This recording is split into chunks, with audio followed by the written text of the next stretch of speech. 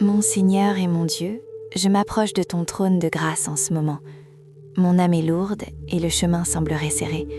Je reconnais, Père, que les batailles de la vie ne cessent pas. Il y a des adversités qui m'entourent et des injustices qui tentent de voler ma paix, essayant de me convaincre qu'il n'y a plus d'espoir. Mais je ne viens pas à toi en désespoir, mais en abandon et en confiance. Je viens déposer mon fardeau et apprendre à mener la guerre à genoux, là où la victoire est déjà garantie en toi. Je te rends grâce, ô Dieu, parce que tu ne nous as pas laissés sans un manuel de guerre spirituelle. Tu nous as donné les psaumes, ces chants d'adoration, nés dans le feu de la tribulation. Et aujourd'hui, le Saint-Esprit nous conduit au psaume 3, un cri de guerre et un hymne de repos, écrit par David dans son pire moment. Père, je sais que David a composé ce psaume alors qu'il fuyait son propre fils, Absalom. Imagine, Seigneur, la douleur de la trahison, la douleur d'être encerclé par ceux qui devraient être à ses côtés. C'est dans cette vallée d'angoisse que David nous apprend à prier. Il nous montre que la véritable sécurité ne réside pas dans la force des armées, mais dans la certitude inébranlable que tu es notre bouclier. Pour maintenir cette constance spirituelle et nourrir mon âme chaque jour, je m'appuie sur une ressource précieuse, le chemin de la foi, dévotion numérique 365 jours. C'est un outil qui m'accompagne quotidiennement, m'aidant à garder mon regard fixé sur toi, peu importe les tempêtes.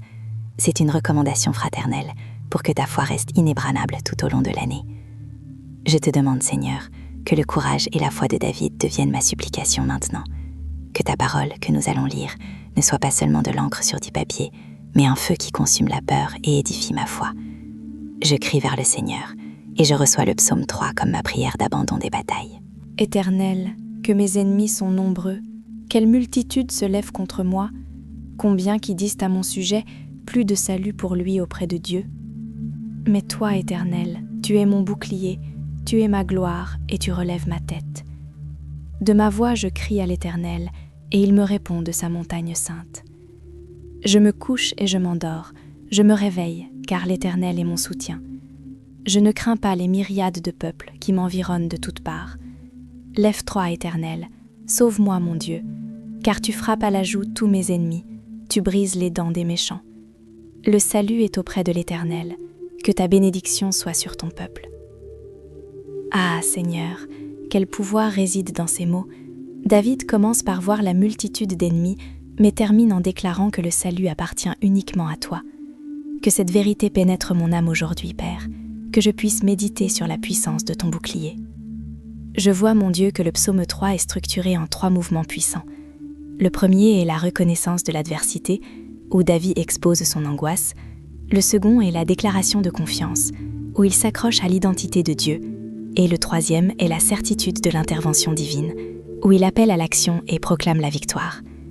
Et c'est sur le premier mouvement que je veux m'arrêter maintenant, Seigneur, là où David exprime la réalité froide et dure. Éternel, que mes ennemis sont nombreux, quelle multitude se lève contre moi. Je te confesse, Père, que c'est ma réalité aujourd'hui. Mes adversaires ne sont pas seulement des personnes, ce sont les circonstances, les dettes, les maladies, les mensonges que l'anxiété murmure à mon esprit. Ils se multiplient chaque matin. Quand je résous un problème, 2 autres surgissent. Je me sens assiégée, entourée de voix qui m'accusent et me diminuent. Et le pire, Seigneur, ce n'est pas la force des ennemis extérieurs, mais la voix du découragement qui tente de s'élever de l'intérieur. David dit que beaucoup disent de son âme « Il n'y a plus de salut pour lui auprès de Dieu ». Père, c'est l'arme la plus perverse de l'ennemi, le doute sur ton pouvoir de me sauver. L'adversaire n'attaque pas seulement mes finances ou mon corps, il attaque ma foi, mon identité en toi. Il tente de m'isoler, de me faire croire que ma situation est unique, incurable, et que tu m'as abandonné.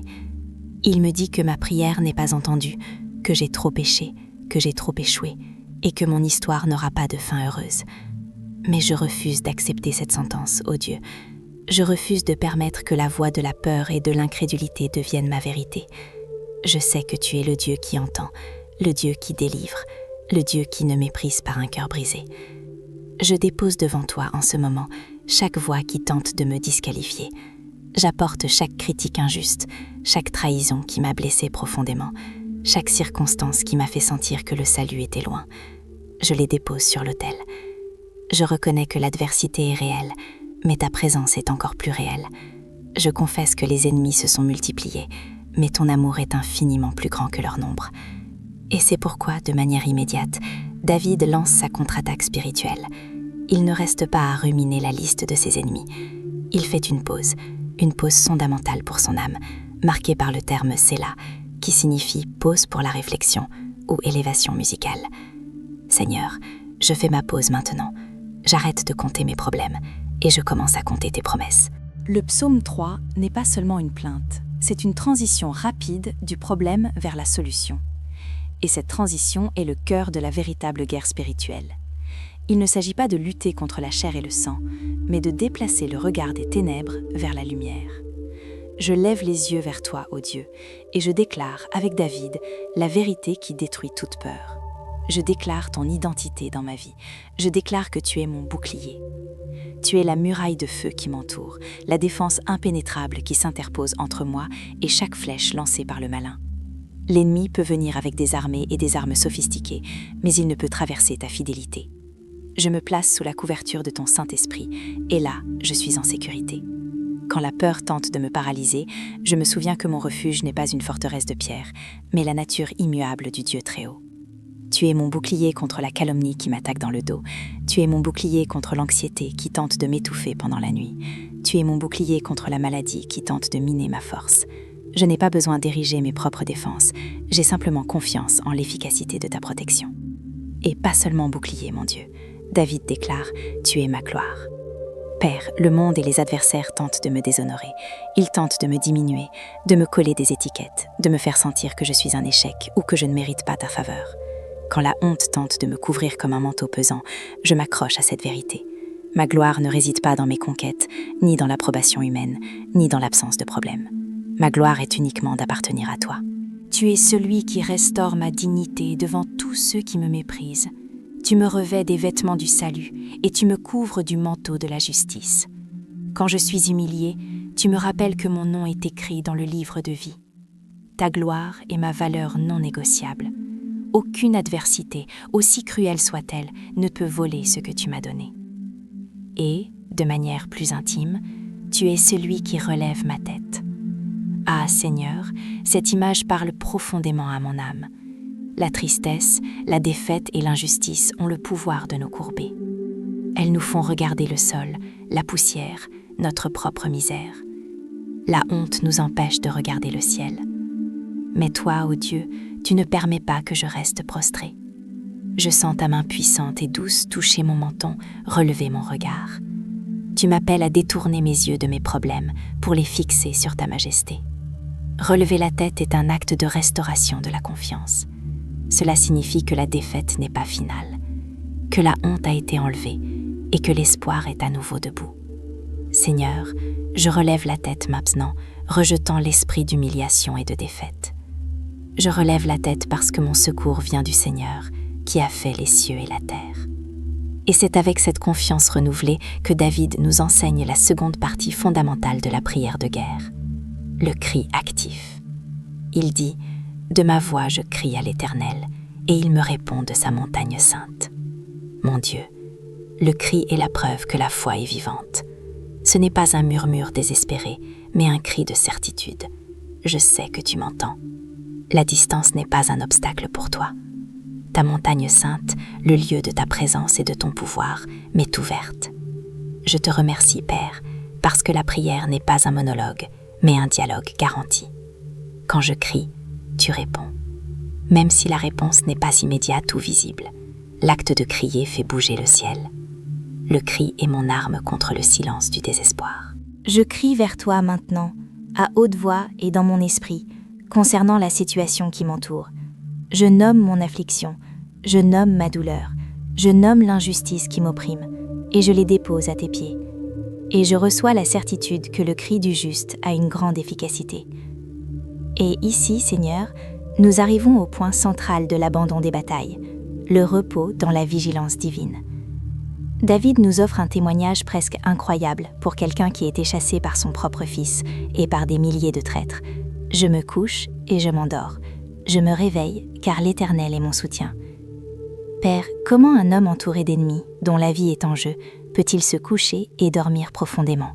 Ce n'est pas de la négligence, c'est la démonstration de foi la plus pure et la plus radicale. C'est la preuve qu'il a déplacé le fardeau de sa survie de ses propres épaules vers les tiennes. Je te confesse que je lutte avec cela chaque jour. L'anxiété me vole mon sommeil. Les préoccupations me tiennent éveillée, ressassant les problèmes dans mon esprit, essayant de résoudre dans l'obscurité ce que seule ta lumière peut résoudre. J'essaye de contrôler l'incontrôlable. Je te demande pardon pour mon manque de confiance. Pardonne-moi de supposer que la sécurité dépend de ma vigilance et non de la tienne. Seigneur, je veux apprendre à dormir comme David. Je veux apprendre à lâcher prise et à me reposer dans la certitude que, pendant que je dors, tu es éveillé, travaillant en ma faveur. Je m'allonge dans mon lit ou je m'allonge spirituellement dans ta présence et je déclare que mon sommeil est soutenu par le Seigneur. Je remets les inquiétudes de la nuit, les incertitudes de demain et le poids du passé. Je crois que tu es mon soutien. Tu es la force qui me relève chaque matin. Que mon réveil soit un témoignage de ta fidélité. C'est la transition de l'anxiété vers la paix. La paix n'est pas l'absence de guerre, mais la présence de Dieu au milieu de la guerre. Par conséquent, je ne craindrai pas. David poursuit en déclarant sa victoire sur la peur, quel que soit le nombre d'adversaires. Je ne crains pas les myriades de peuples qui m'environnent de toutes parts. Mon Dieu, 10 000 est un nombre effrayant. Cela représente une force écrasante, une impossibilité humaine de victoire. Mais quand ma tête est relevée par toi et que mon corps se repose en toi, le nombre des ennemis devient sans importance. Je refuse d'être intimidée par l'ampleur de la crise. Si 10 000 se lèvent contre moi, je me souviens que celui qui est en moi est infiniment plus grand que tous réunis. Je ne lutte pas seule, l'armée du Seigneur est à mes côtés. Et maintenant, Père, nous passons au 3e mouvement, la certitude de l'intervention divine. Il ne suffit pas de déclarer sa confiance, il faut appeler à l'action. David clame « Lève-toi, Éternel, sauve-moi, mon Dieu, car tu frappes à la joue tous mes ennemis, tu brises les dents des méchants. » Je te le demande, Seigneur, lève-toi, que ce cri résonne dans le ciel. Sauve-moi, mon Dieu, sauve-moi de cette situation financière, de cette maladie, des mensonges qui tentent de détruire ma famille. Brise le pouvoir de l'injustice, que la méchanceté retombe sur la tête des malfaiteurs et que ta lumière révèle toute œuvre des ténèbres. Je ne cherche pas de vengeance personnelle, Seigneur, je cherche ta justice parfaite. Je te confie le droit de rétribution. Et à la fin de cette bataille, la déclaration finale de David est l'Amen. Le salut appartient à l'Éternel, que ta bénédiction soit sur ton peuple. Le salut n'est pas un prix que je gagne par mérite, c'est ton cadeau. Je suis à toi, Seigneur, et c'est pourquoi le salut est mon héritage garanti. Je déclare que le résultat de cette lutte ne dépend pas de mes capacités, mais de ta souveraineté. Sur ma vie, ma famille et mon travail, j'appelle ta bénédiction. Que ta bénédiction soit la marque visible que tu es notre bouclier. Seigneur, je fais ma dernière pause, mon dernier séla. Je respire profondément dans ta présence. Je sors de ce moment de prière non pas comme un guerrier épuisé, mais comme un enfant revêtu de l'armure divine. J'ai remis la bataille, mais j'ai reçu la victoire. Je te remercie, ô Dieu, parce que ta parole est vivante et efficace. Le psaume 3 est devenu ma force. Je me lève non plus comme une victime, mais comme un vainqueur. Je te donne toute l'honneur et toute la gloire, car tu es mon bouclier, ma gloire et celui qui relève ma tête.